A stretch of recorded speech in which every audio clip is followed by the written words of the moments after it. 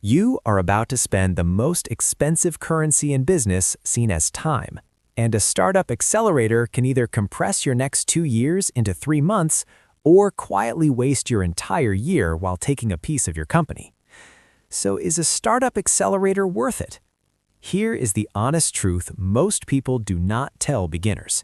There is one simple question that predicts whether an accelerator will help you or hurt you. I will give it to you later. And if you skip it, you might join the wrong program for the wrong reason and pay for it with your equity, your sanity, and your savings. Number 1. What a startup accelerator really is. A startup accelerator is a short, intense program that helps early startups grow faster, usually 3 months or so. You get mentorship, a network, accountability, and often a small investment. In return, many accelerators take equity, meaning they own a slice of your company. Think of it like a gym for your startup. You do not just get a treadmill, you get a coach, a plan, and other people pushing you to show up and do the hard work. Example: imagine you're building a simple app that helps local restaurants take orders faster. Alone, you might spend 6 months guessing pricing, guessing marketing, and guessing what features matter. In an accelerator, you may get feedback in week 1 that saves you from building the wrong thing. But here's the twist. The gym only works if you actually show up and do the workouts. If you join to feel busy, not to change, it can backfire. Number 2. The big promise and the big risk. The promise is speed, faster learning, faster connections, faster fundraising, faster growth. The risk is also speed. You can rush into a bad idea faster. You can take money and equity before you understand the real cost. You can shape your business to impress mentors instead of serving customers. Example: a founder joins an accelerator with a cool idea for a subscription box. Mentors love the pitch deck, demo day looks great, but no one ever checked if customers will keep paying month after month. They raise money, then churn hits, the business collapses. Another founder joins with a boring but real problem, a simple tool for construction crews to track jobs. Not exciting on stage, but customers pay. The accelerator helps them land their first 10 paying companies. That boring business wins. So the program is not magic. It is a magnifying glass. It makes what you already have move faster. Number 3. The typical deal and what it really costs. Many accelerators offer a small amount of money and take equity. A very common pattern is something like $100,000 for around 5 to 10% equity. Some do less, some do more, some do a mix of cash plus perks. Some are free and take no equity, but are harder to get into or have other trade-offs. Here is how to think about cost. If you give away 7% equity and your company someday becomes worth $10 million, that slice could be worth $700,000. That is not always bad. If the program helps you get there faster, it may be worth it. But if you give away equity and the program does not move the needle, you just paid a huge price for a fancy badge. Beginner question: why do they take equity? Because accelerators are investing. They win when you win. Beginner question: is equity always bad? No. Equity is fuel, but you want to trade it only when you know what you are getting back. Number 4. Who accelerators help the most? Accelerators help the most when 3 things are true. 1. You have a real problem and a clear customer. 2. You can build and ship fast. 3. You are coachable and ready to hear hard feedback. Example: you have a simple product that helps dentists reduce appointment no-shows. You already talked to 10 dentists. 5 said they would pay. You built a basic version. Now you need help with pricing, sales scripts, and getting your first 50 customers. An accelerator can be perfect. But if you are still at the stage of "I have an idea and I haven't talked to a single customer," many accelerators will not save you. You will just build slides, not a business. Here's a simple test. If you cannot explain your customer in 1 sentence, you are not ready yet. Number 5. The hidden value nobody puts on the website. Most accelerator websites talk about mentors and networks. That's real. But the hidden value is forced focus. When you are alone, you can hide in busy work. A new logo, a new website, a new feature no one asked for. In a good accelerator, every week you must answer the same painful questions. What did you ship? What did you learn from customers? What number improved? Example. Let us say your goal is $2,000 per month in revenue. Week 1, you have 0. Week 2, you have 300. Week 3, you have 900. Now you are building momentum. The program is working because it is forcing real progress, not vibes. This is why some founders say the best part was not the money, it was the pressure to execute. Number 6, mentors can save you or confuse you. Mentors are powerful and dangerous. A strong mentor has done the thing you were trying to do. They know the traps. They give specific advice. A weak mentor gives opinions, lots of opinions. They sound smart, but they never owned the consequences. Example of good mentor advice. Your pricing is too low. Raise it and offer an annual plan. Here is the email script that worked for us. Example of confusing mentor advice. You should pivot to AI because AI is hot. If you take 10 mentor opinions and try to do all of them, you will build a Frankenstein business. So you need a filter. Ask this: has this person sold to my customer type? Have they built my kind of product? Have they raised money at my stage? Then test advice in the real world. Customer responses decide, not mentor applause. Number 7, the fundraising trap and the real goal. Many beginners join accelerators to raise money because it sounds like the finish line. But raising money is not the goal. Building a business is the goal. Money does not fix a product nobody wants. It just lets you be wrong longer. Here is a simple, beginner-friendly truth. Investors usually want proof. They want traction. That can mean revenue, growth, retention, or strong usage. A good accelerator helps you build that proof. Example, you sell a tool for freelancers to track invoices. You join an accelerator. Instead of chasing investors in week 1, you focus on customers. You learn that freelancers hate monthly subscriptions, but love avoiding late payments. You change pricing to a small fee per paid invoice. Conversions jump. Now fundraising becomes easier because you have numbers. If the accelerator pushes you to pitch before you have real traction, be careful. You might end up with a shiny pitch and an empty bank account. Number 8, the one question that predicts if it is worth it. Here it is. Will this accelerator help me get customers faster? Not followers, not applause, not fancy mentors, not a badge on LinkedIn. Customers. Because customers give you the only thing that keeps a business alive: revenue and proof.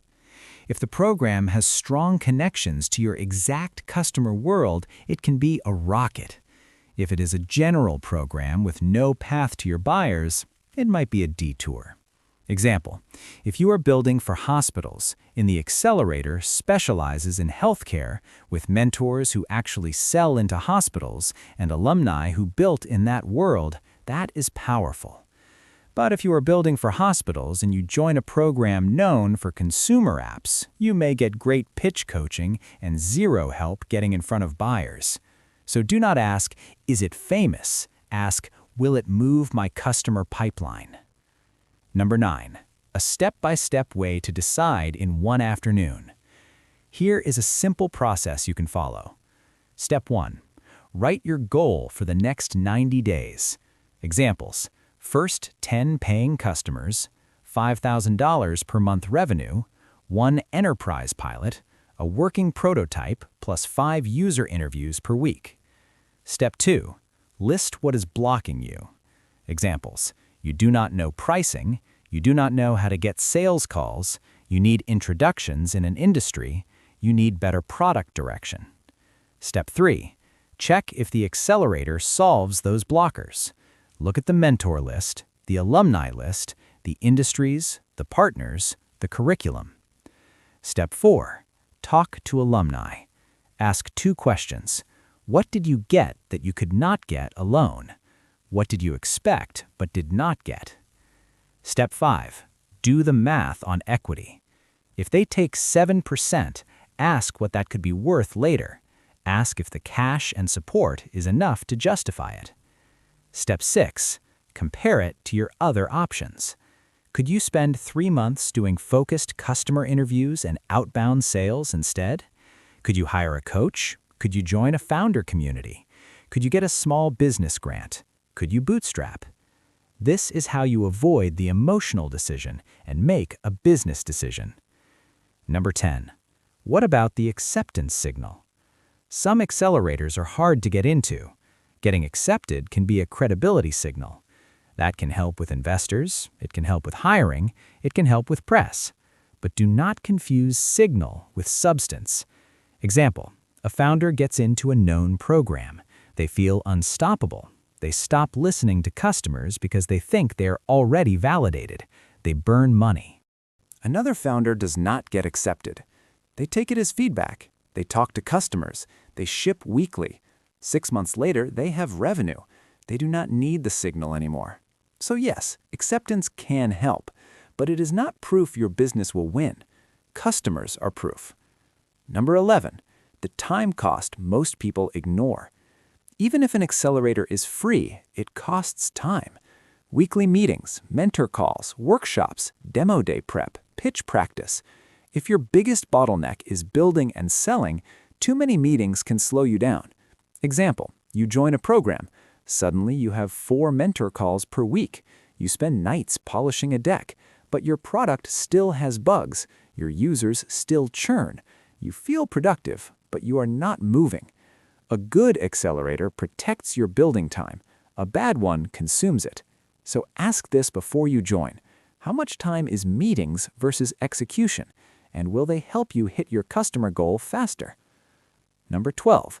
Alternatives that might be better for you right now. Sometimes the smartest move is not an accelerator. It is a different path. If you are early and unsure, a customer discovery sprint can be better. 2 weeks of non-stop interviews, simple landing page, simple offer. See if people want it. If you already have customers, a sales-focused coach or community can be better because your biggest need is repeatable growth. If you are building a local business, a small business incubator, local mentors, and SBA-style resources may fit better than a tech accelerator. Example, if you want to open a specialty coffee shop, a tech accelerator is not the best match, but a local entrepreneurship program that helps with permits, leases, and local marketing could be gold. So do not force the accelerator path just because it looks like the startup movie version of success. Number 13. How to win if you do join. If you join, treat it like a mission. Set one number that matters. Examples, 10 paying customers, $2,000 per month, 20 demos booked, 2 pilots signed. Ship every week, even if it is small, even if it is ugly. Talk to customers every week, not just mentors, customers. Say no to noise. If advice does not help your customer goal, park it. Use the cohort. Trade notes, share scripts, share intros. Watch what's working for others. And remember the point. The program ends. Your business continues. Number 14. The red flags that scream, run away. Some accelerators look amazing on the surface. Big names, cool websites, fancy photos. But you should watch for red flags that predict disappointment. Red flag 1. They brag about how much money alumni raised, but they cannot show what alumni built or sold. Red flag 2. They promise introductions to investors as the main benefit, but they cannot explain how they help you win customers first. Red flag 3. The mentors are mostly generalists with no real connection to your industry.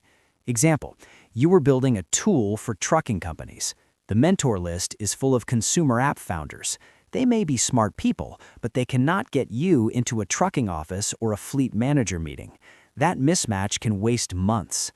A good accelerator should feel like it is designed for your customer world, not just for your ego. Number 15. The accelerator that helps most founders is not the most famous one. Beginners often think the best accelerator is the one everyone talks about. That is not always true.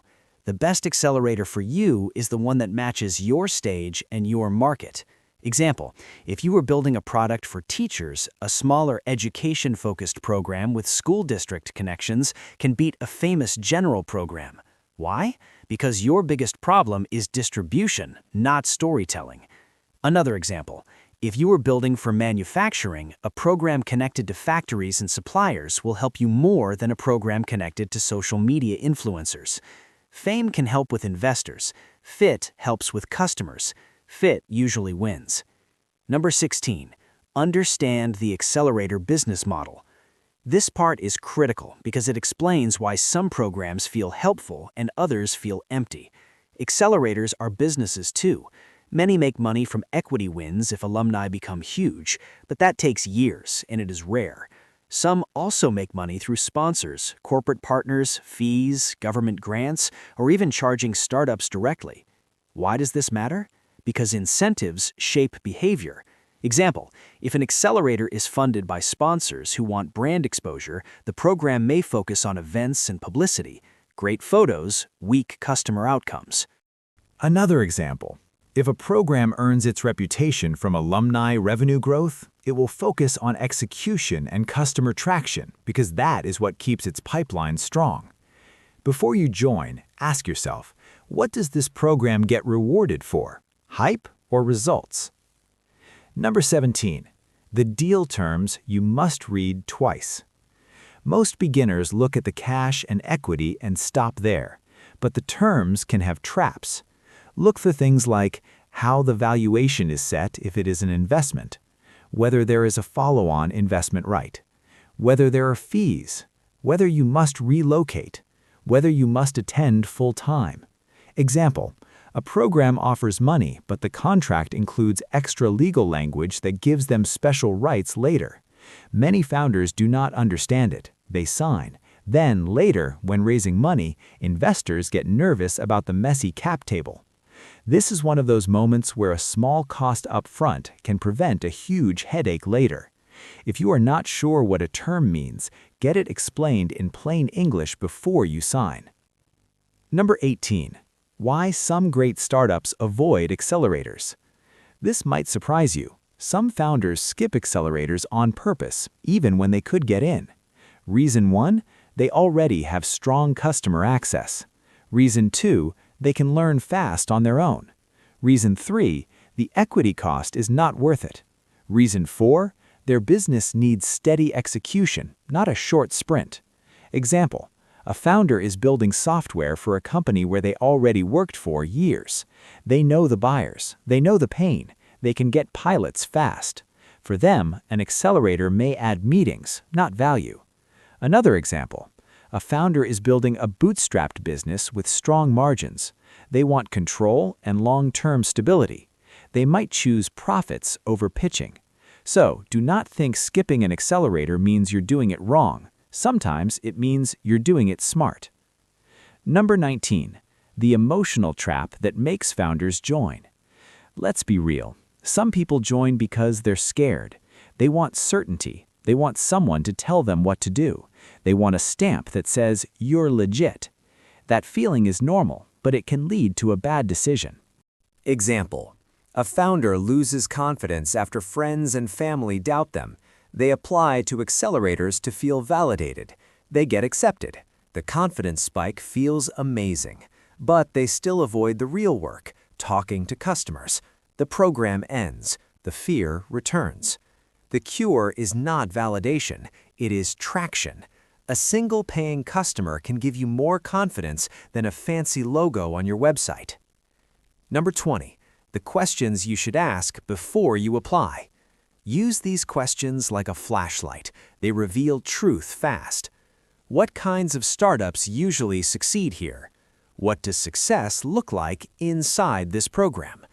How do you help founders get customers, not just mentors? How many hours per week are meetings? What happens after the program ends? What percentage of alumni are still operating a year later? Example, if they cannot answer clearly, that tells you something. A strong program tracks outcomes. A weak program sells vibes.